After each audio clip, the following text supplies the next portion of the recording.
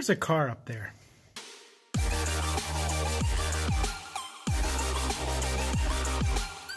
You guys have been commenting, you guys have wanted it, so I'm going to review this Atlas 2-post lift. I'm not going to get too geeky into specs. I'm just going to go over, you know, basic specs. It's an Atlas 2-post lift. It's a model 90HSC, 9,000 pound capacity. The horsepower is actually 3 horsepower. I don't know why it says 2 next to it, but it is actually 3 horsepower. Shipping weight comes in at just shy of 1,400 pounds. This thing's rated to lift 9,000 pounds, and I have no doubt it will lift every bit of that 9,000 pounds. The arms on this thing are beefy, big and beefy. Now, this car only weighs about 4,000 pounds, but I also have a 2001 7.3 F250 Super Duty diesel that weighs in just shy of 8,000 pounds, and it lifts that thing without even struggling a little bit. Got the arms all the way out on the truck, and they're barely flexing whatsoever. No noticeable flex on them at all. The pump barely labors when raising it.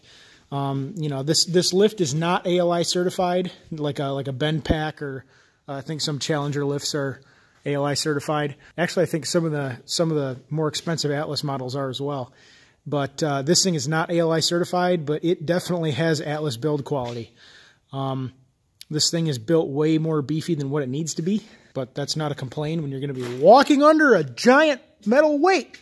We can see in here, well, as best we can with what light we have, the load equalizer cables, pretty darn beefy on this thing. They go all the way down to the base plate, do a pulley, and then come up and fasten to the bottom of the carriage here. Now, these carriages are pretty tall as well. I think they're just about 5 feet tall, maybe about 4.5-ish. I don't know the exact specs. I'll link the model and the website where I bought it down in the description. But anyway, these carriages are pretty hefty and pretty tall.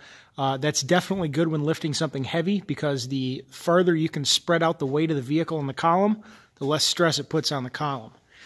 I'm past the last catch for the safety pawls, so I am going to go ahead and drop it the rest of the way on camera, show you how quickly this thing drops down with weight on it, and how slowly it drops without weight on it. Now, keep in mind, this thing, it is probably about 29 degrees out right now, and Fahrenheit. Okay, we're starting to hit the ground. Very difficult to see now. I'll bring it down here and let you watch. Once the catches for the arms hit the base plate, it pushes up on them. Focus. You'll see it'll push up on it and then release the arm. Just like that. So that when this thing is all the way down, I can just come in here, kick the arms out of the way. It makes it that simple. As far as installation goes, the installation instructions are pretty straightforward. They're not poorly translated from Chinese or anything like that.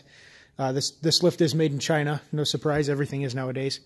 But the manufacturers seem to spec it out pretty darn well, because everything seems to be good quality. Actually, I did have one quality concern. Really the only thing that popped out at me. See up there, I'll hit the light on it. Looks like they painted over rust. Now it is just surface rust, because there's no rust from the inside of the column there either. You'll be able to see. And so just, you know, shoddy craftsmanship on the Chinese part there. The paint is extremely hard and durable. I don't think it's powder coating, but some type of enamel maybe. Like I said, it's very durable, so I don't really worry about that rust going anywhere or doing anything. I'll keep my eye on it and monitor it and let you guys know again in a future update if it ever ends up rusting. So the motor is 240 volts, not 120. Inside of here is a fancy relay. It's operated on 240 volts, and it's got a thermistor or something in it, so in case the motor overheats slightly, it'll shut it down ahead of time. It's also hooked up to bypass this switch right here on that shutoff bar up there. So the shutoff bar switch up there is not actually handling all the current going through the motor, although the wire they ran to it seems like it is, but it's not. It's just switching this main switch right here, which just operates the relay. As I said, this is 240 volts, single phase. It's not 3-phase. So pretty much any household power supply should be able to run this. Dryer outlet would be able to run this. I have it wired up overhead and into a panel over here, wired up to a 30 amp dual pole breaker. As far as construction on this thing goes, guys, I mean, I can't stress enough how heavy duty everything is. I went to another friend's house and looked at another lift he had. It's a bend pack. Quality seems, as far as, you know, the thickness of the steel, the quality of the pump and the motor and everything, and, you know, how much it labors when you got a heavy weight on it. It's just as comparable to the bend pack. And went to a few specialty shops around the area that have lifts too.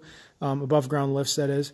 And theirs, I think, are rated for 12,000 pounds. They're 2-post lifts. And the arms with those were nearly identical as far as metal thickness and reinforcement there with the gussets. This comes with 4 rubber pads all the way around and truck adapters, as well as smaller adapters for cars like this. The smaller adapters help out, makes you get the pad up as close as possible when pulling the car into the jack pad. That way you can get maximum lift on it. With this, I forgot to mention, with this car all the way up, I got probably about 6 feet, 1 or 2 inches or so. So I got, you know, I'm 5'11", so I got a good few inches above my head there. Makes walking underneath the car a total breeze. You don't have to worry about hitting your head on anything. The 7.3, the F250, when that thing's all the way up there, it does come up and hit the shutoff bar. My car does not. And the F250 probably got 5.5 feet underneath there. Not quite as much room. So what I usually do with that thing is I'll lift it up to you know, maximum height, and I'll stroll around underneath it on a stool. And you know, I'll just sit under there. That's more than comfortable. It's a hell of a lot better than jacking it up with a jack and getting under there with a creeper. That's for sure. So the hydraulic hoses are quality as well. They're rated up to 7,500 PSI, way beyond what they need to be. This thing only goes up to about 3,000. The anchor bolts and everything are included in the kit. A drill bit is not, so you're going to need to go to your local, you know, Menards or Home Depot or Lowe's or something like that and get a drill bit. I believe it's 1 inch. Don't quote me on that. Don't go out and buy a drill bit before your lift gets here. So, biggest thing any DIYer putting this in their garage is going to run into is unloading this from the truck on delivery. It's a kind of a pain in the butt unless you have a really big forklift. Both of these columns are all one piece, and they stretch all the way out to 11 feet 10 inches, you know, just shy of 12 feet. And when these things are laid down, doubled up on each other, all the, you know, the pump and the hoses and the cables and everything inside of them, you're looking at about, you know, close to 1,400 pounds laying on the ground. And picking it up from one end with a forklift is a lot of weight on those forks. So typically what people will do is they'll have someone stand on the back of the forklift for additional weight, or they will, you know, pull one end out with a forklift or a tractor or whatever, and then drop the other end down on the back of the truck with a lift gate. I stood on the back of the forklift and made it work. And that's that. Getting these columns up is also a pain in the butt. I highly recommend having a come-along or a chain fall or something to go up to the rafters to a point where one of those mending plates is up there. Wrap a chain around it and drop it down to the end of your column up there and pull it up, so you're going to be lifting the column up like this, or, you know, like something like this. Otherwise, we had 3 people trying to put those columns up, and it was just too much. It was too scary. So we'd much rather have some type of way to secure that thing as it's going up, and a chain fall or come along definitely does that. One thing I really wish I would have thought about before actually mounting this thing down to the concrete is this lift right here is square with the door. Look back here, the door right there, vehicles just come straight in this way. And I really wish, you know, having the lift like this, that it would have been slightly cocked over like this instead. It makes getting vehicles in and out of here a heck of a lot easier. I can do it. It takes a lot of maneuvering to get it in and out, but it's definitely doable. You know, I really wish twisting it sideways a little bit would have made things a lot easier. So just something to keep in mind if you plan on doing this in the future. But that is basically it, guys. If you have any questions about this lift, you know, as far as my experience using it so far, leave a comment. And as usual, like, subscribe, and all the other stuff.